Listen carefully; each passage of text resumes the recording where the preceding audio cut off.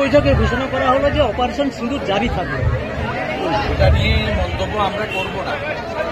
আমাদের সেনাবাহিনী এবং ভারতবর্ষের সরকার, প্রধানমন্ত্রী যে সিদ্ধান্ত নেবেন, আমরা ভারতবাসী হিসেবে সবাই এটা সাথে থাকবো, সমর্থন করব, দায়িত্ব পালন করব।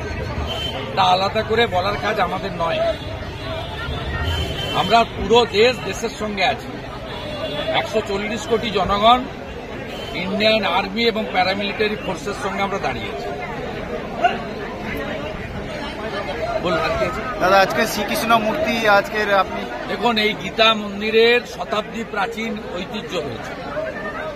এই গীতা মন্দিরেতে পঞ্চবটী বৃক্ষ রয়েছে। এখানে অনেক অতীত দিনের ইতিহাস আছে। নন্দীগ্রামের ইতিহাস যারা লিখেছেন, সেই ইতিহাসের বইতে ছত্রে ছত্রে গীতা মন্দিরের কথা উল্লেখ আছে। এটা একটু এখানে সনাতনী প্রক্রিয়া অনুযায়ী নিত্য পূজা বা এসব হতো, তো আমি 21 সালের পরে এসে এখানে জগদ্ধাত্রী পূজা হয়।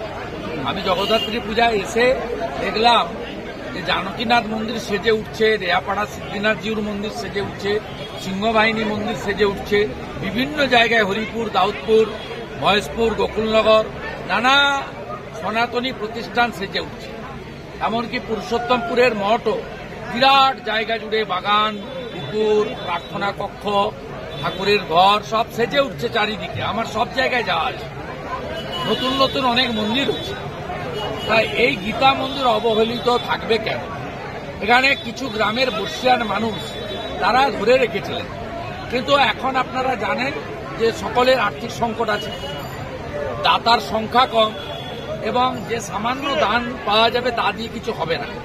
সেখানে আমি ঘোষণা করেছিলাম দুটো কাজ করব। একটা, পঞ্চবটী বৃক্ষকে সেটাকে সুন্দর করে বাঁধিয়ে সাজিয়ে দেব।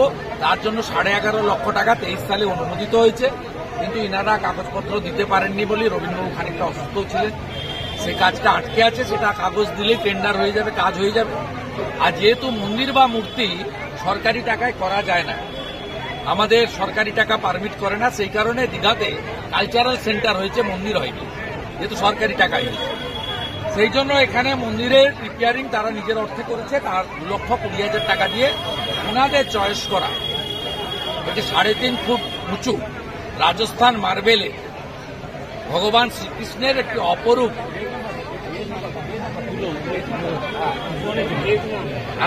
বিদেশি পাথর দিয়ে তারা করেছে, রাজস্থানের শিল্পীরা বানিয়েছে।